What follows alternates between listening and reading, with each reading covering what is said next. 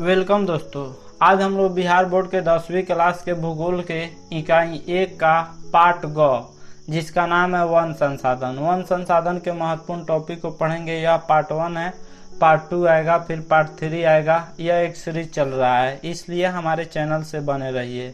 सबसे पहले हम लोग जान लेते हैं संसाधन किसे कहते हैं। तो संसाधन फर्स्ट चैप्टर में आप लोगों को बता दिया गया था। उपयोग में आने वाली प्रत्येक वस्तुएं संसाधन है। लकड़ी से लेके कोयला से लेके वन, जल, मिट्टी सभी संसाधन है। जो भी वस्तुएं हमारे उपयोग में आती हैं सभी संसाधन है। वन किसे कहते हैं? तो वन उस बड़े भूभाग को कहते हैं जो पेड़ पौधों एवं झाड़ियों द्वारा आच्छादित होते हैं। आच्छादित का मतलब ढके हुए होते हैं।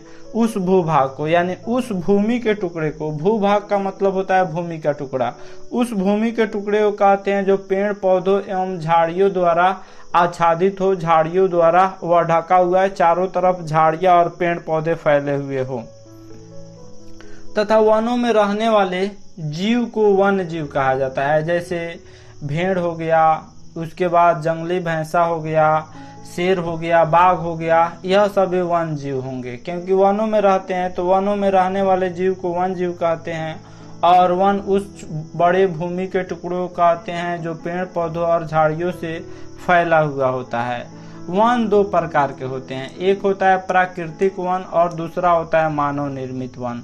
प्राकृतिक वन किसे कहते हैं? तो वे वन जो स्वतः विकसित होते हैं, जो स्वयं इस पृथ्वी पर विकसित होते हैं, उसे प्राकृतिक वन कहते हैं। जैसे भूमि का कुछ भाग अगर छोड़ दीजिएगा तो उस पे पेड़ पौधे उगने लगते हैं। तो वहीं आने वाले समय में यानी 50 साल में या 100 साल में वह वन का रूप ले लेते हैं। और मानव निर्मित वन किसे कहते हैं? वे वन जो मानव द्वारा विकसित होते हैं। यानी एक साथ कोई भूमि के टुकड़े पर 1 लाख पेड़ लगा दिए जाए, 10 लाख पेड़ लगा दिए जाए, 1 करोड़ पेड़ लगा दिए जाए, तो उससे जो वन बनेंगे उसी को मानव निर्मित वन कहते हैं। तो समझ में आ गया प्राकृतिक वन किसे कहते हैं? जो स्वतः विकसित होते हैं, जो अपने आप विकसित होते हैं, उसे प्राकृतिक वन कहते हैं। तथा जो मानव द्वारा विकसित होते हैं उसे मानव निर्मित वन कहते हैं।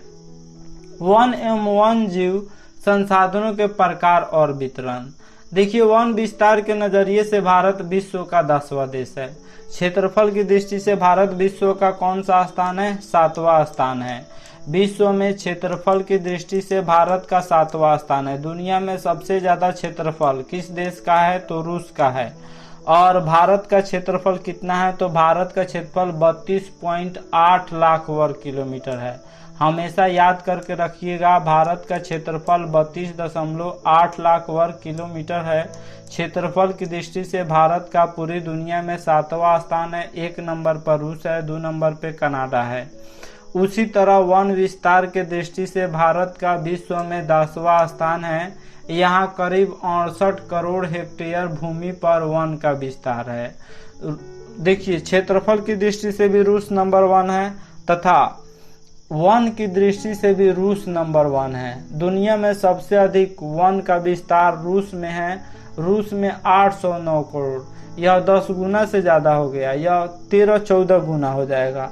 तो इतना ज्यादा 10 गुना से भी ज्यादा वन रूस में है। 809 करोड़ हेक्टेयर वन क्षेत्र रूस में है, जो विश्व में प्रथम है। उसके बाद 2 नंबर पे ब्राजील आता है। जंगल के मामले में, वन के मामले में 1 नंबर पर रूस है, 2 नंबर पर ब्राजील है जहां 478 करोड़ हेक्टेयर भूमि पर वन है। 3 नंबर पे कनाडा आता है जहां 310 करोड़ हेक्टेयर। 4 नंबर पे यूएसए आता है, संयुक्त राज्य अमेरिका आता है जहां 303 करोड़ हेक्टेयर पर वन है। 5 नंबर पे चीन आता है, 197 करोड़ हेक्टेयर।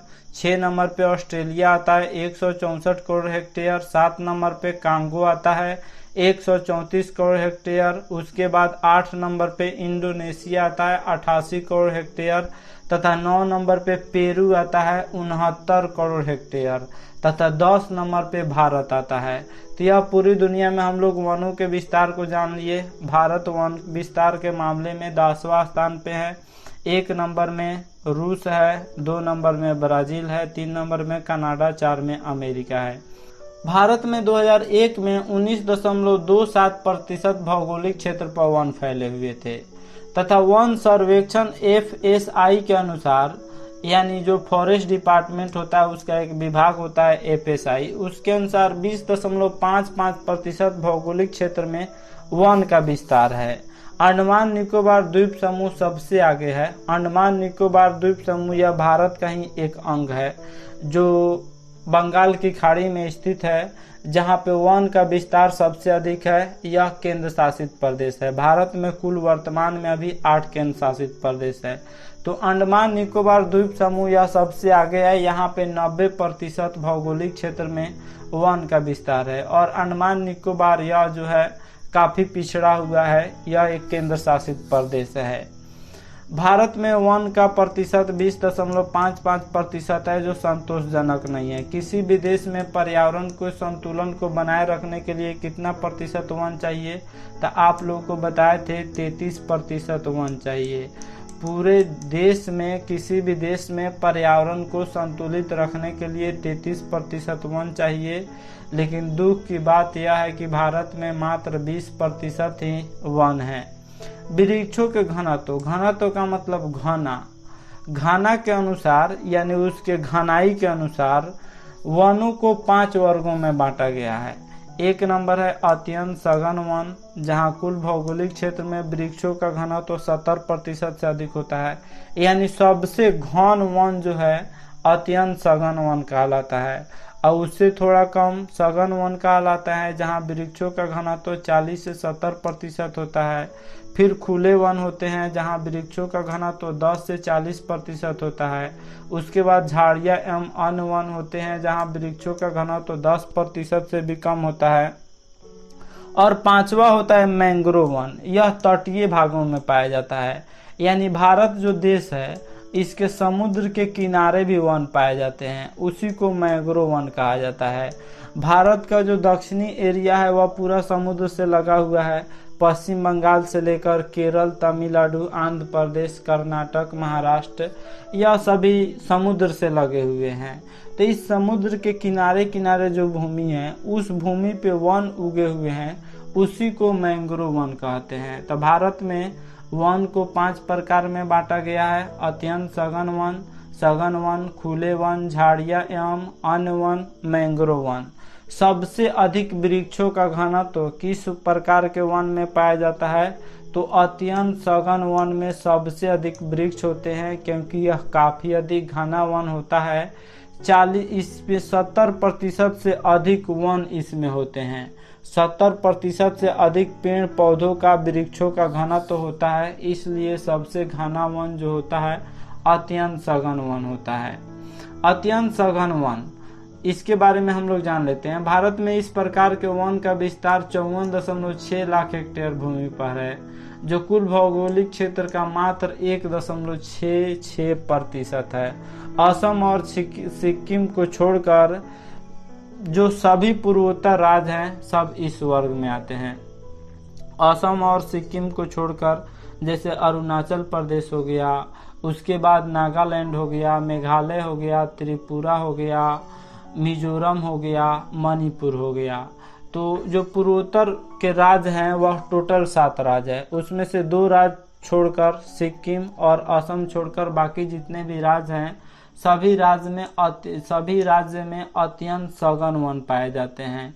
यानी सघन वन जो होते हैं वह बहुत घना होते हैं और इसका प्रतिशत पूरे भारत में 1.66% है। नेक्स्ट है दूसरा सघन वन। इसके अंतर्गत 73.60 लाख हेक्टेयर भूमि आते हैं, जो कुल भौगोलिक क्षेत्र का 3% है। हिमाचल प्रदेश, सिक्किम, मध्य प्रदेश, जम्मू कश्मीर, महाराष्ट्र एवं उत्तराखंड के पहाड़ी क्षेत्रों में इस प्रकार के वनों का विस्तार है। जो सघन वन है यह पूरे भौगोलिक क्षेत्र का, भारत के भौगोलिक क्षेत्र का 3% है और यह मुख्य रूप से हिमाचल प्रदेश, सिक्किम, मध्य प्रदेश, जम्मू कश्मीर, महाराष्ट्र और उत्तराखंड के पहाड़ी क्षेत्रों में पाए जाते हैं। तीसरा है खुले वन। खुले वन का विस्तार जो है वह 2.59 करोड़ हेक्टेयर भूमि पर है। यह कुल भौगोलिक क्षेत्र का 7.12% है। जो अच्छा माना जाएगा 7.12% में खुले वन हैं। इस वन का विस्तार कर्नाटक, तमिलनाडु, केरल, आंध्र प्रदेश, उड़ीसा के कुछ जिलों में एवं असम के 16 आदिवासी जिलों में इस प्रकार के खुले वन पाए जाते हैं। नेक्स्ट है चौथा है झाड़ियाँ एवं अन्य वन जो होते हैं राजस्थान के मरुस्थलीय क्षेत्र में पाए जाते हैं। जो झाड़ियाँ एवं अन्य वन है या राजस्थान के मरुस्थलीय क्षेत्र में, मरुस्थलीय क्षेत्र किसे कहते हैं? जहाँ बालू का रेत हो, जहाँ पे अनाज पैदा नहीं होती हो, बारिश की मात्रा कम होती हो, उसी को मरुस्थलीय क्षेत्र कहा जाता है। यहाँ पे बालू की मात्रा अधिक होती है, यहाँ की भूमि जो होती है वह रेतीला होती है। तो मरुस्थलीय मृदा के बारे में भी आप लोगों को पढ़ा दिया गया है, पीछे वाला क्लास देख लीजिएगा। झाड़ियाँ एवं अन्य वन, इसमें राजस्थान का मरुस्थलीय क्षेत्र आता है एवं अर्ध शुष्क क्षेत्र में इस प्रकार के वन पाए जाते हैं। यानी जहाँ वर्षा की मात्रा कम होती है वहाँ पे इस प्रकार के वन पाए जाते हैं। पंजाब, हरियाणा, उत्तर प्रदेश, बिहार एवं पश्चिम बंगाल के मैदानी भागों में वृक्षों का घनत्व 10% से भी कम है। सबसे कम घनत्व झाड़ियाँ एवं अन्य वन का है। 5 में है तटीय वन या उसी को मैंग्रोव वन कहा जाता है। तो भारत में तटीय वनों का विकास तटीय प्रदेशों में देखने को मिलता है। यह समुद्र के किनारे होते हैं। जो मैंग्रोव वन होते हैं वह समुद्र के किनारे होते हैं, इसी को तटीय वन कहा जाता है। तो इस पाठ का पार्ट 2 जल्द ही अपलोड किया जाएगा। आशा करता हूँ यह वीडियो आप सब काफ़ी पसंद आया होगा। हमारे चैनल को सब्सक्राइब करें, इस वीडियो को लाइक करें तथा अधिक से अधिक शेयर करें। Thanks for watching my video.